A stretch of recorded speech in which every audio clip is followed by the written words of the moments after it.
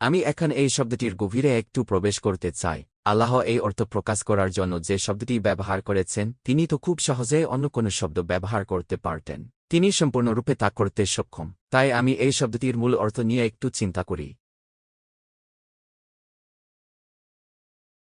এই শব্দটির মূল অক্ষরগুলোর মধ্যে এমন অর্থ রয়েছে যা কোনো কিছুকে খুলে দেওয়া, বিস্তৃত করে দেওয়া, ছড়িয়ে দেওয়া এবং বিভিন্ন দিকে শাখা প্রশাখা বিস্তার করার ধারণা দেয়। আমি লক্ষ্য করি যখন একটি বইয়ের পাণ্ডুলিপি গুটিয়ে রাখা হয় এবং পরে সেটি খোলা হয়, তখন আরবি ভাষায়ও সেই উন্মোচনের ধারণার সঙ্গেও এই শব্দের সম্পর্ক রয়েছে। কোনো কিছু উন্মোচিত হওয়া, খুলে যাওয়া কিংবা বিস্তৃত হওয়ার অর্থও এর মধ্যে নিহিত রয়েছে। আমি আরও দেখি, পৃথিবী যখন বৃষ্টি পেয়ে সবুজে ভরে ওঠে, যখন শুকনো জমি আবার প্রাণ ফিরে পায়, যখন গাছপালা অঙ্কুরিত হয় এবং চারপাশে ফুলফুল ফুটে ওঠে, তখন সেই অবস্থাকেও এই শব্দের মাধ্যমে প্রকাশ করা হয়। অর্থাৎ নুশুরের মধ্যে শুধু ফিরে আসার ধারণাই নেই, বরং বিকশিত হওয়া, প্রস্ফুটিত হওয়া এবং নতুন জীবন লাভ করার একটি ইতিবাচক অর্থও রয়েছে।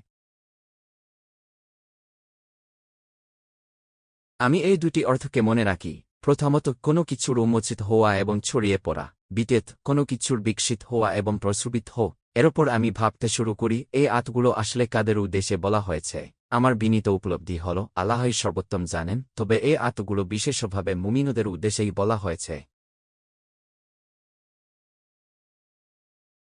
আমি অনুভব করি আল্লাহ যেন আমাকে বলছেন, তুমি পৃথিবীর বুকে ছড়িয়ে পড় ও বিভিন্ন স্থানে যাও, তোমার রিজিক অনুসন্ধান করো। কিন্তু একই সঙ্গে তিনি আমাকে স্মরণ করিয়ে দিচ্ছেন যে, আমি যত দূরেই যাই না কেন, যত বিস্তৃতভাবে পৃথিবীর নানা প্রান্তে ছড়িয়ে পড়ি না কেন, শেষ পর্যন্ত আমাকে তার কাছেই ফিরে যেতে হবে। আমি আরও উপলব্ধি করি, পৃথিবীতে আমি যত সাফল্য অর্জন করি না কেন, যত বিকাশই লাভ করি না কেন, আমার জীবনের প্রকৃত বিকাশ এবং পুনঃপ্রস্ফুটন ঘটবে আখিরাতে। এই দুনিয়ায় যা কিছু আমি অর্জন করি তা যেন কেবল একটি বীজের মত, সেই বীজের প্রকৃত ফল, প্রকৃত সৌন্দর্য এবং প্রকৃত বিকাশ প্রকাশ পাবে আখিরাতে। আমি আরও ভাবি, আমি পৃথিবীতে যত কিছুই করি না কেন, যত দূরেই ছড়িয়ে পড়ে না কেন এবং যত বড়ই হয়ে উঠি না কেন, সব কৃতিত্ব শেষ পর্যন্ত আল্লাহর কাছেই ফিরে যাবে। তিনি রসই প্রতিটি সাফল্যের উচ্চ। আমার প্রতিটি অর্জনের পেছনে তারই অনুগ্রহ রয়েছে। তাই প্রকৃত প্রশংসা এবং কৃতিত্ব সবসময় তারই প্রাপ্য। আমি উপলব্ধি করি, এই শুধু পুনরুত্থানের কথা বলছে না। পুনরুত্থান অবশ্যই এর একটি সুস্পষ্ট অর্থ, কিন্তু এর বাইরে আরও গভীর একটি বার্তা রয়েছে। আল্লাহ যেন আমাকে বলছেন, তুমি একদিন আমার কাছেই ফিরে আসবে, আর তখন তোমার জন্য আরও উত্তম কিছু অপেক্ষা করছে। এই দুনিয়ার সব কিছু কেবল বীজমাত্র, যার পূর্ণ প্রস্ফুটন আখিরাতে ঘটবে। এর উপর আমি এই দীর্ঘ আয়াতগুলোর বিনাশ নিয়ে চিন্তা করি। আমার কাছে সবচেয়ে বিস্ময়কর মনে হয়, আল্লাহ কি অসাধারণভাবে এই অর্শটিকে সাজিয়েছেন। আমি মনোযোগ দিয়ে লক্ষ্য করি যে, এই অর্শের শুরুতে আল্লাহ আকাশের কথা বলেছেন। তিনি আকাশকে সৌন্দর্যমণ্ডিত করার কথা উল্লেখ করেছেন। আর এই অর্শের শেষ আয়াতে তিনি পৃথিবীকে মানুষের জন্য অনুকূত ও বিনয়ী করে দেওয়ার কথা বলেছেন। আমি তখন বুঝতে পারি, এখানে আকাশ এবং পৃথিবীর মধ্যে একটি গভীর সম্পর্ক স্থাপন করা হয়েছে। আকাশকে সাজানো হয়েছে আর পৃথিবীকে বিনয়ী করা হয়েছে। আমি আগেও লক্ষ্য করেছি, পুরো সূরাটির মধ্যে ১২ বার আকাশ এবং পৃথিবীর এই পারস্পরিক সম্পর্ক ফুটে উঠেছে। আমি আরও লক্ষ্য করি, আকাশ পৃথিবীর চেয়ে অনেক বড়। কিন্তু এত বিশাল হওয়ার পরও শয়তানদের সেখানে অবাধ বিচরণের অনুমতি দেওয়া হয়নি। তাদের চলাফেরা সীমাবদ্ধ করে দেওয়া হয়েছে। অথচ আমি একজন মুমিন হিসেবে পৃথিবীর বুকে চলাফেরা করার স্বাধীনতা পেয়েছি। আল্লাহ পৃথিবীকে আমার জন্য অনুকূত করে দিয়েছেন এবং আমাকে তার রিজিক অনুসন্ধানের সুযোগ দিয়েছেন। এর উপর আমি পৃথিবীর রিজিকের দিকে তাকাই। আমি ফল, পানি, দুধ, মধু এবং অসংখ্য নিয়ামতের কথা ভাবি। তখন আমার মনে হয়, এগুলো কি কেবল এই দুনিয়ার সম্পদ? না, এগুলো তো জান্নাতের নেয়ামতের একটি ঝলক, একটি ছোট নমুনা মাত্র।